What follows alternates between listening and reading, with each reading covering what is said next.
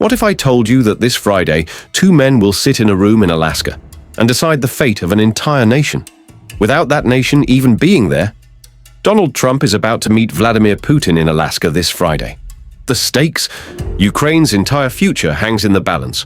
Trump has been talking about land swaps and territorial changes, words that have sent shockwaves through Kiev and across Europe. But here's what's really happening behind closed doors. It started in 2014, Putin's first chess move. Crimea was supposed to be a quick operation, and it was. In just months, Russia had annexed an entire peninsula without firing a shot. The world watched, the world complained, but nothing happened. That silence gave Putin the green light for everything that followed. Crimea became Russia's blueprint. Test the waters, see if anyone fights back. When they don't, take more. Now, 11 years later, that temporary occupation has become permanent. The naval base at Sevastopol anchors Russia's entire Black Sea strategy. Without Crimea, Putin's southern ambitions crumble. But Trump calls it oceanfront property, as if it's just real estate up for negotiation.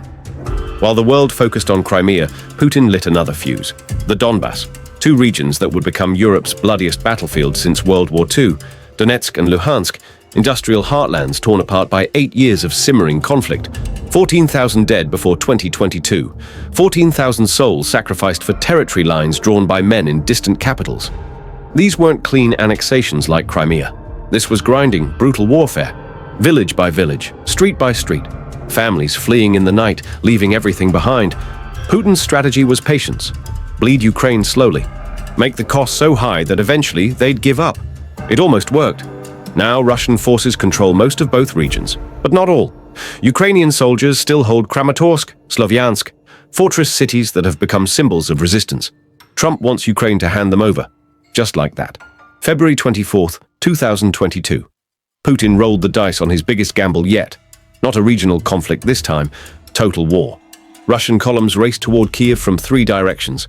The plan was simple. Decapitate the government, install a puppet, declare victory. Within days, Russian forces controlled 27% of Ukraine. Tank columns sat on Kiev's doorstep. Western intelligence gave the capital 72 hours. But something unexpected happened. Ukraine fought back. Not just the military, everyone. Grandmothers made Molotov cocktails. Farmers stole Russian tanks with tractors.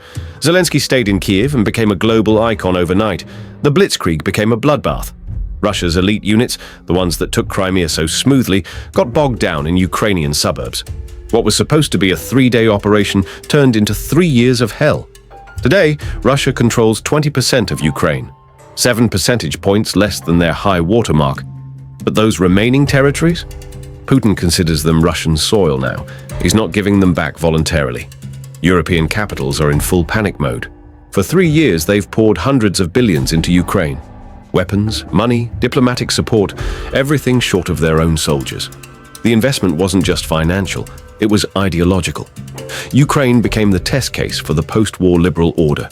If Putin could simply carve up countries at will, then every border in Europe was negotiable.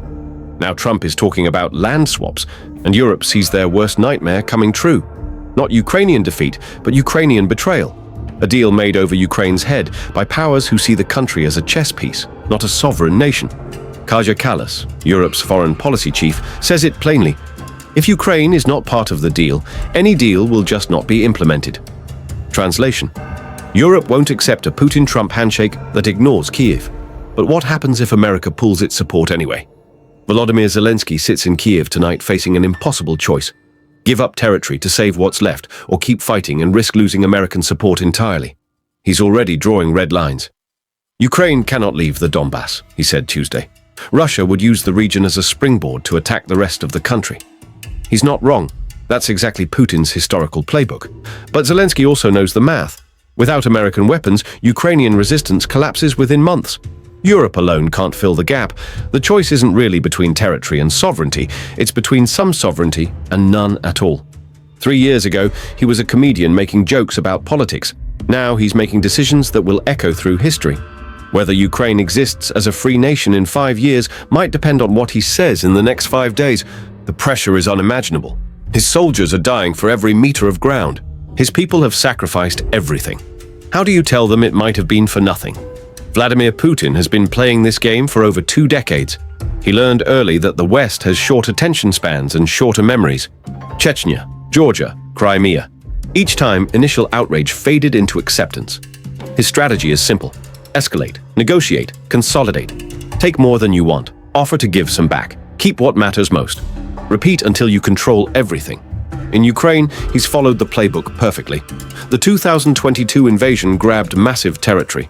Now he's offering to freeze the conflict, keeping everything he values while appearing reasonable. The land bridge to Crimea stays Russian. The Donbas industries stay Russian. Ukraine gets to exist, but only as Putin allows. And he's betting Trump will sell it as victory. "I got Putin to stop the war" sounds better than "I let Putin keep what he stole." Marketing matters more than maps in the modern world, but there's a problem with Putin's plan. Ukraine refuses to play dead. Alaska wasn't chosen by accident. It's the closest American soil to Russia, just 55 miles across the Bering Strait. During the Cold War, this was where the superpowers stared each other down across the frozen void. But there's deeper symbolism here. Alaska was once Russian territory, sold to America in 1867 for $7.2 million. Seward's Folly, they called it. The worst deal in history, until oil was discovered. Now Putin and Trump meet on land Russia once owned to decide the fate of land Russia currently claims. We're witnessing the end of one era and the beginning of another. Whether that's the end of Ukrainian independence or the end of American global leadership depends on what happens Friday. But remember this, maps can be redrawn, but people's will cannot be erased. Ukraine has shown the world that some things are worth fighting for, even against impossible odds. The men meeting in Alaska will make their deal. History will judge whether they made the right one. What do you think? Should Ukraine accept territorial losses to end the war or keep fighting for every inch? Let us know in the comments below. And if this analysis opened your eyes to what's really at stake, hit that subscribe button.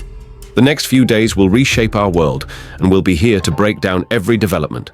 Until then, stay informed, stay engaged. The future is watching.